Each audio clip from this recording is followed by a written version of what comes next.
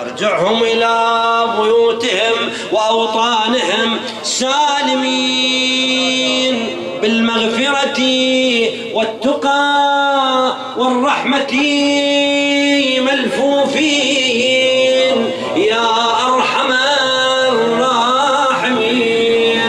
اللهم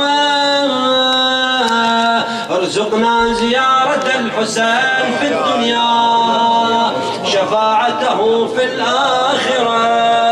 اللهم احفظ شبابنا وفقهم لمراضيك، جنبهم معاصيك. اللهم وفقهم لصحبة الأبرار، جنبهم عن صحبة الأشرار. اللهم وفقهم في مشاريعهم ودراساتهم. اللهم استر على عوائلنا، لا تفضحنا على رؤوس الأشهاد. إلهي إن أردت أن تأخذ هذه الأمانة فخذها وأنت راض عنها يا الله. إلهي كل من مشى في هذا اليوم وشارك في العزاء لا ينصرف من هذا المكان إلا بذنب مغفور. قل آمين.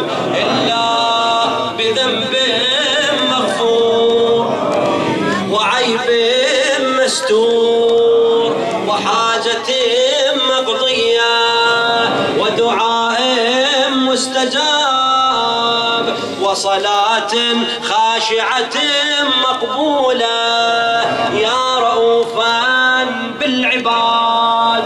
إلهي كل من بذل في هذا اليوم وكل من تعب وطهى في هذا اليوم، إلهي اقضي حاجته، شافي مريضه يا أرحم الراحمين. تقبل منا هذا اليسير بقبولك الجزيل الكبير يا أرحم الراحمين. إلى شرف النبي والأئمة الطاهرين، إلى أرواح موتانا وموتاكم وموتى المؤمنين والمؤمنات وموتى المؤسسين والباذلين، خصوصا من لم يذكرهم ذاكر، إلى جميع من أسلفنا بالذكر.